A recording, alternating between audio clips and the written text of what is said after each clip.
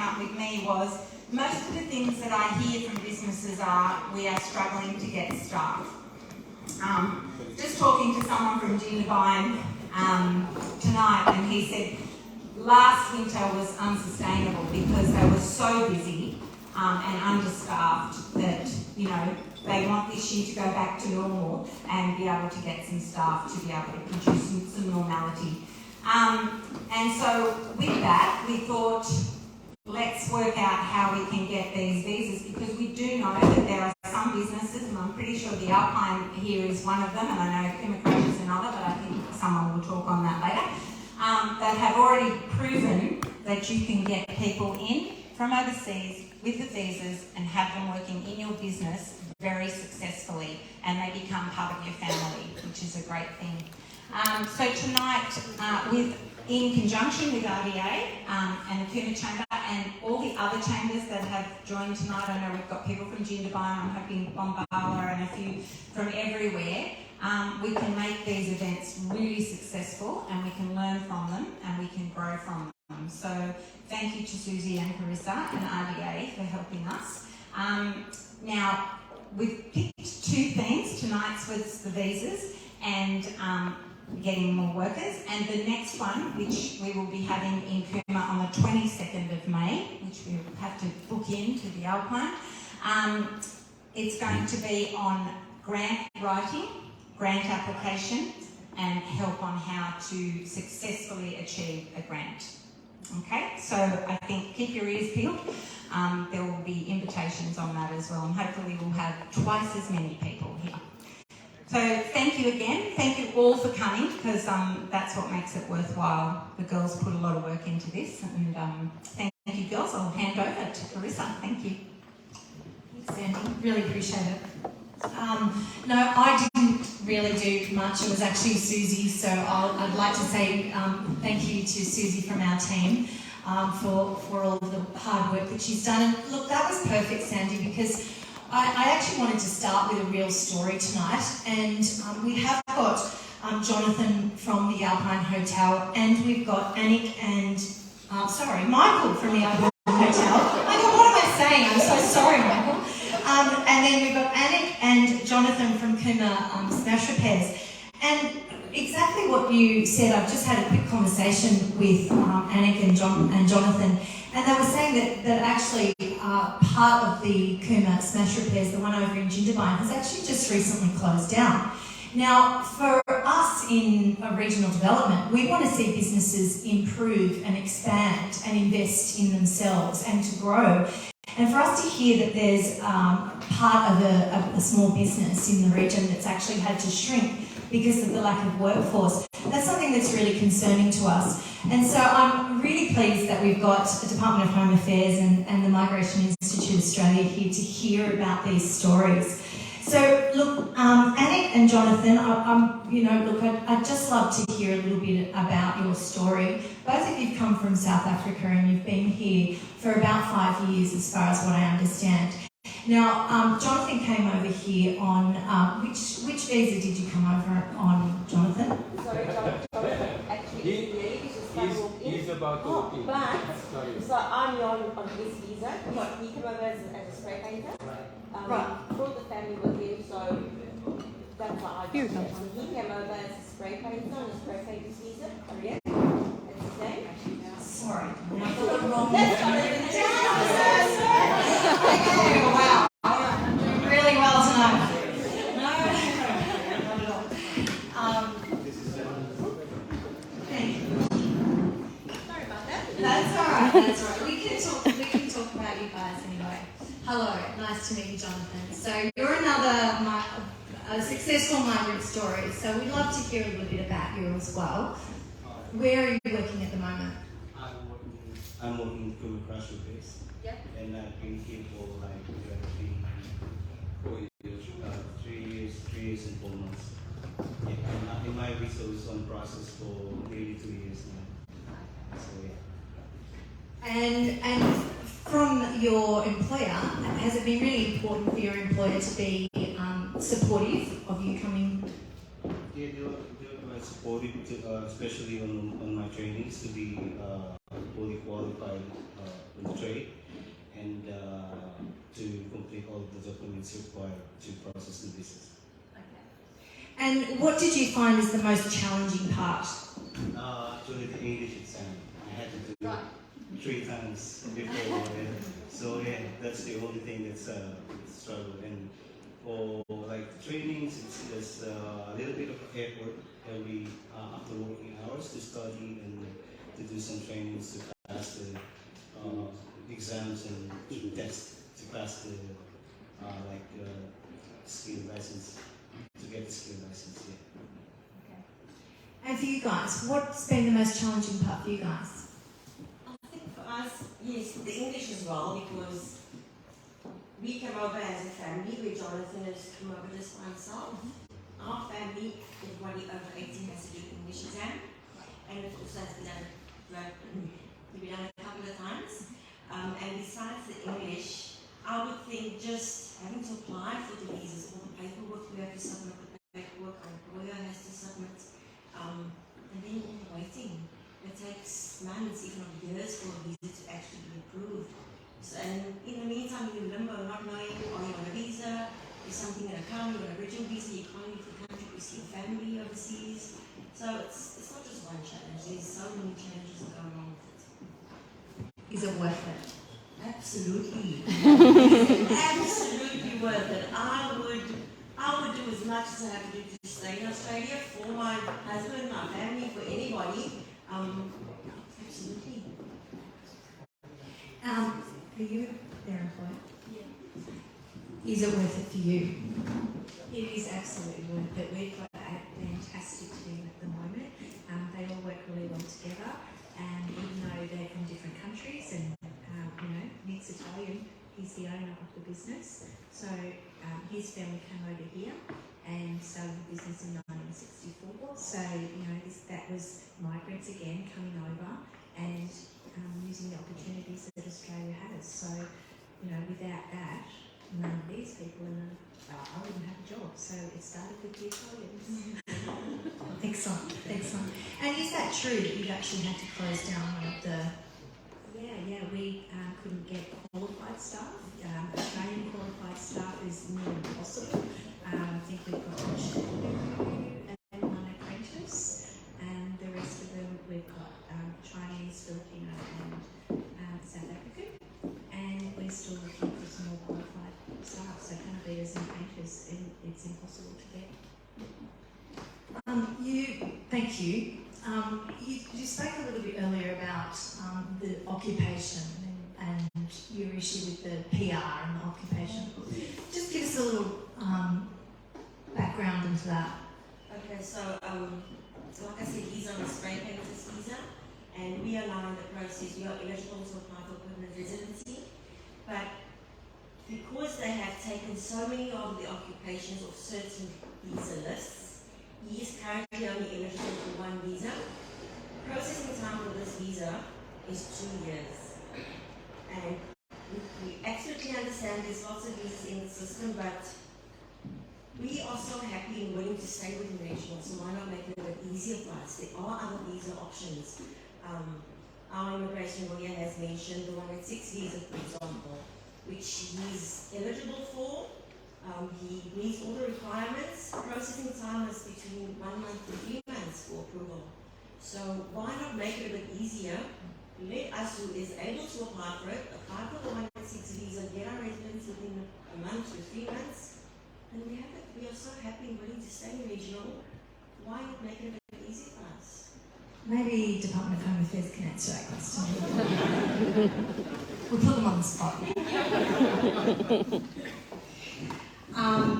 So I do want to introduce to you as well Lenka Vesakai, who is our migration assistant. So with RDASI, we administer, I should say, 2 regional visas. The 494, which is an employer-sponsored visa, and the 491, which is a state-sponsored visa.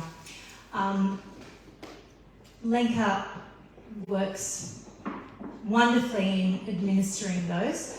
Those applications do come through the Investment New South Wales and then come to us. when you nominate the region that you want to work in, and then we go through the process of approving or referring, I should say, that visa. It is a long process, and we know that once it gets to Department of Home Affairs, it does get longer. We'd like to see some of those processes changed as well.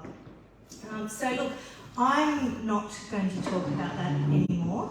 I'm going to introduce some of the team who are here to answer some of these questions and give you a little bit more information about the visas that are available. So, Department of Home Affairs, we've actually got, I think it's 5 representatives from Department of Home Affairs. We've got a really fabulous special guest, Ninu Bell, who leads the New South Wales Business Industry and Regional Outreach Team. That's we'll use an acronym BIRO for that, because otherwise it's really long. At Department of Home Affairs, Nina works closely with business, industry and regional communities to provide information and promote the department's skilled visa program. She provides pathway options and information to Australian businesses to enable their effective use of the skilled migration program to recruit skilled migrants where Australian workers may not be available. Now, do you guys want to put up your hands when so we've got Paul Gatto as well, so that's Ninu here.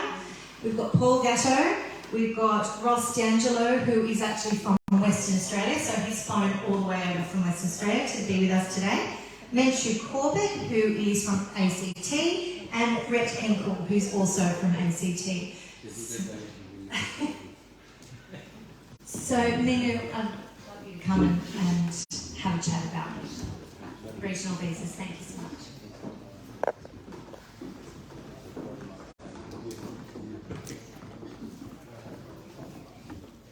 Melissa. Hope you can hear me from the back, right at the back. It's okay? Okay, good. It's lovely to be here, and would like to thank RDA who have coordinated this event and given us the platform to talk about the regional visa information. And thank you also for having some real stories for us. And hopefully through the session, when I talk about the basically the reforms that are on horizon, then hopefully we can see some light at the end of the tunnel there. But just as a starting point, as Clarissa introduced, who are we? We are business, industry, and regional outreach officers, BIROs as we are called. Our role is to support the business, industry and regional communities in understanding visa pathway options to drive, of course, the economic development, growth, job creation and investment into Australia. In this role, we provide the dedicated platform to communicate complex migration information to a range of our stakeholders.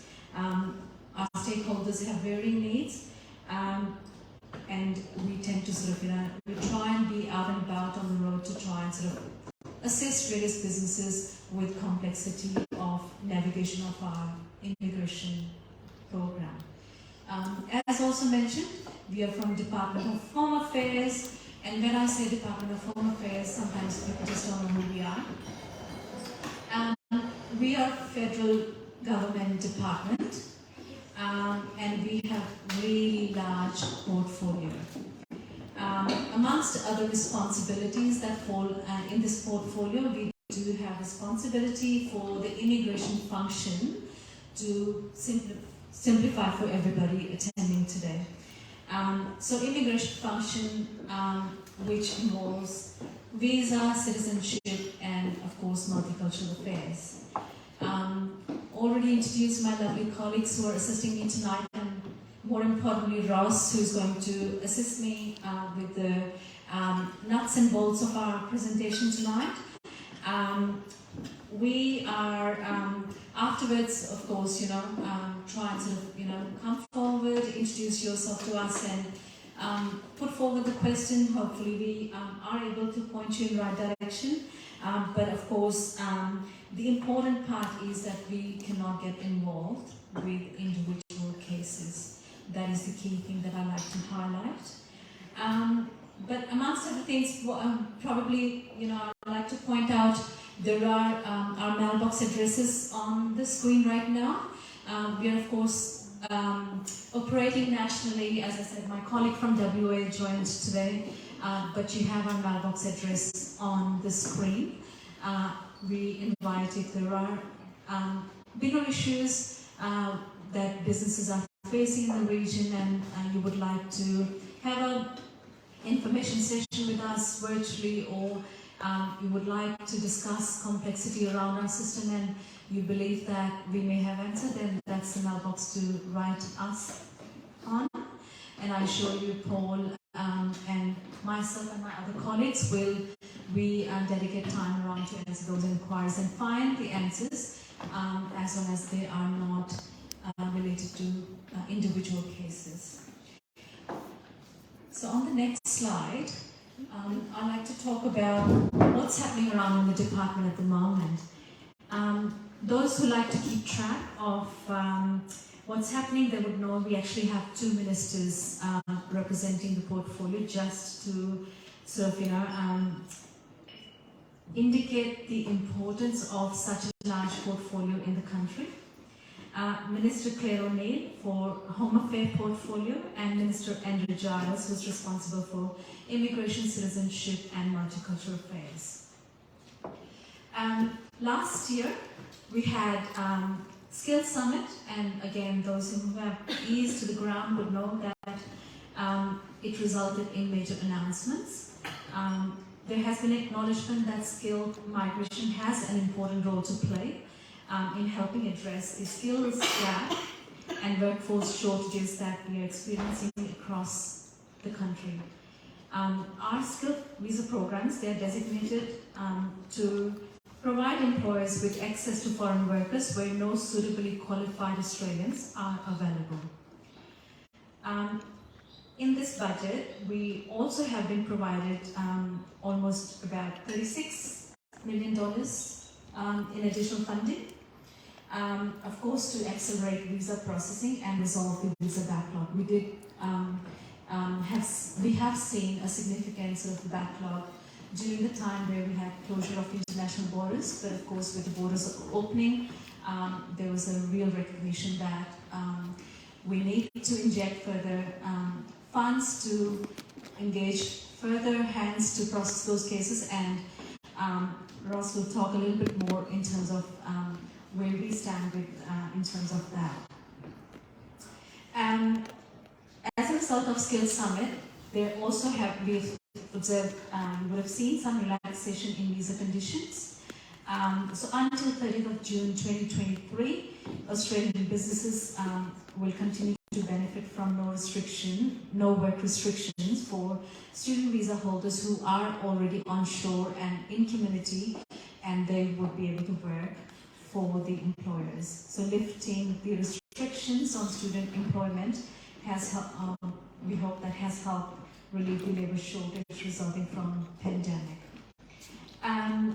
We also very actively engaging internationally to ensure that we bring the brightest to the country, and we're doing that by undertaking a 12 months international advertising campaign.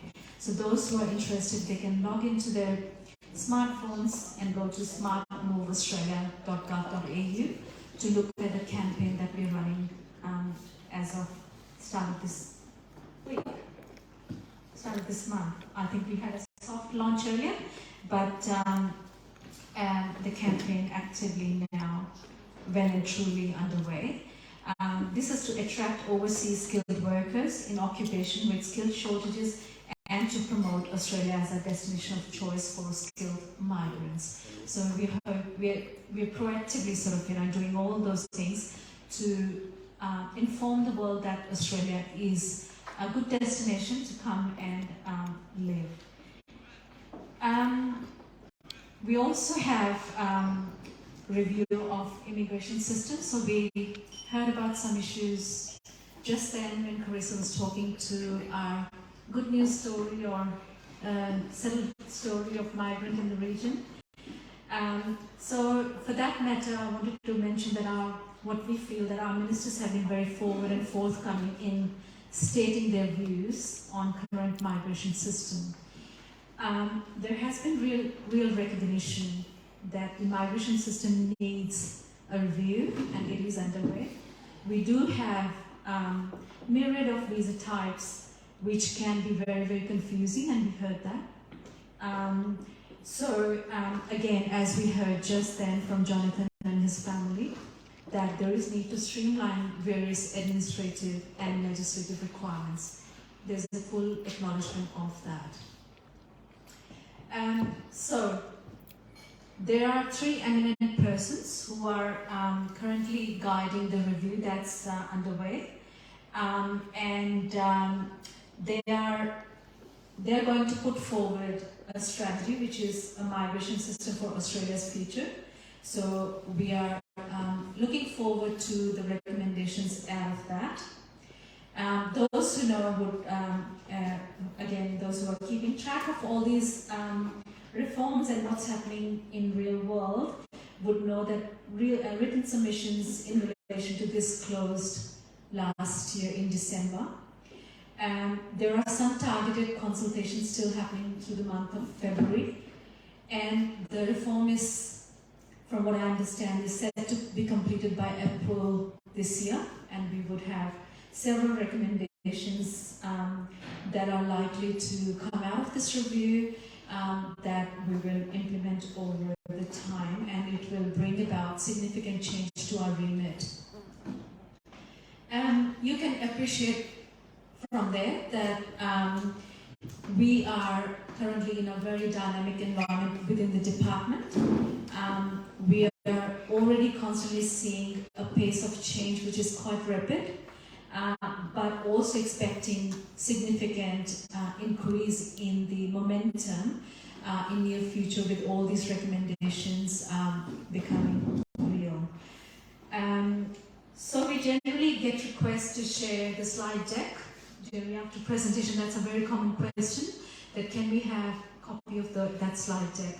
What I'll say to that already is that, noting the dynamic environment we are in, we may not be able to share the slide deck as such, but what I will definitely share afterwards with Carissa and Susie is the important links that are going to have relevant information from our website that we're able to maintain current at any given time, and we're able to share that in an email that we like them, at liberty to be forwarded on.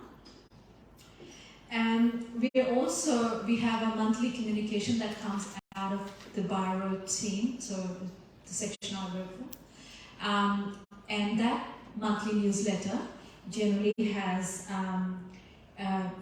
indication of all the changes that are on the horizon or the changes that have come about to the visa system. So we have fair few subscribers of that newsletter.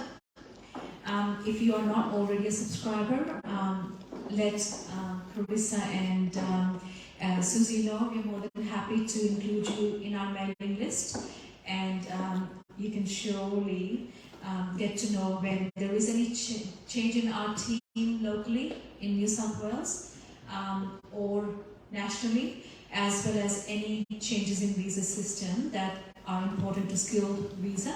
You will get to hear about that through our newsletter. I also wanted to mention that whilst the review is underway, we are already currently tweaking our settings wherever we can to respond to the current needs. With that, it is important to note that government has issued its new priorities for skilled visa program, what we call as Ministerial Direction number 100, so in short MD 100.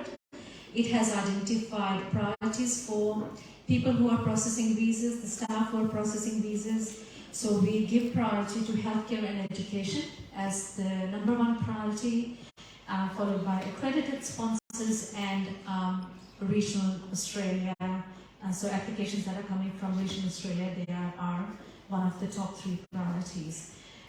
The new priorities that apply to all skilled visa nominations and visa applications that are yet to be decided, as well as new applications lodged. In summary, I'll say we hear the the struggle that employers in the region face. We hear that, and we are very cognizant to those difficulties. Hence the review. However, we will get to hear about the recommendations from that review shortly.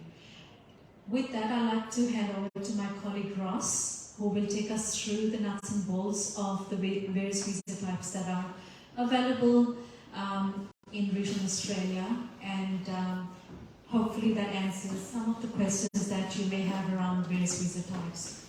Ross, thank you.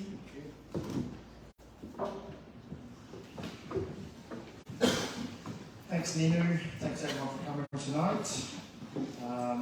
As mentioned, my name is Ross D'Angelo. We're the Italians. It's the first time I've ever said that. I'm Scottish through and through, apart from I've got an Australian passport as well. I'll try not to bore you with the nuts and bolts too much, but before we do get into the visas themselves and how they work and what ones can be applied for, it's probably a silly question, but I ask this question at every one of these I do all across the country. So, show of hands, who's experienced problems picking up labour, workers, whether it's skilled, unskilled, in the last 12 to 24 months? Cool. Did that once, and I got nothing. And of all places, Derby and far north WA didn't have any issues. So, why is everybody in the room, or at least half of you in the room, experiencing this? So, Ninu? COVID happened, right? So, thanks to our friends at the Australian Bureau of Statistics, we have this graph that shows us never since World War I have we seen people leaving Australia in the numbers that we had during COVID since World War I. So we were tracking at approximately, and this is a net overseas migration, so this takes into consideration the ones that are leaving and the ones that are coming and what comes out at the end of it. So we were up around 300,000 in the positive. COVID came along and we dropped, so we went from 3,000 positive into almost 100,000 negative. So that's a shift of about 400,000 people. You can see there, World War I think we lost to leaving Australia, choose my words better, between 100 and 150,000 people. So huge, never seen since World War I, when people were leaving the country in droves. So it's not going to help you today, but it might actually give you an understanding as to why it's taking so long to try and get workers back into the regions. That being said, as of from the 1st of June just gone to the 30th of January, so a couple of weeks ago or a week ago, just in that 7-month period, we've finalised 4.3 million visas for people to come here. So people are coming, but at the same time there's people sitting offshore, and we don't know why, but there's people sitting offshore with a visa that has work rights, and we're doing all we can. We're actually doing a campaign, or if we haven't started it, we're about to. We're going to be mailing those people. We're going to be sending them emails and just say, hey, we noticed you haven't come on shore yet. Like, is there any reason why? Do you want to know anything else? When I go out and do this kind of stuff, especially, so I'm WA based, we were very much Fortress WA for a year or almost 2. So Australia itself had a very much Fortress Australia. You know, it's one of the hardest places to come into. And if you were lucky enough to get into Australia, you still couldn't get into WA. Like, we weren't like so, but that drop is on its way back up, and it is on a healthy growth.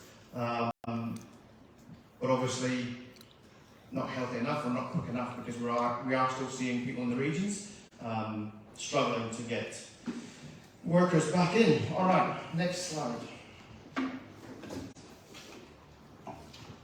So I'm sure a lot of you are aware, we've got a lot of visas, right?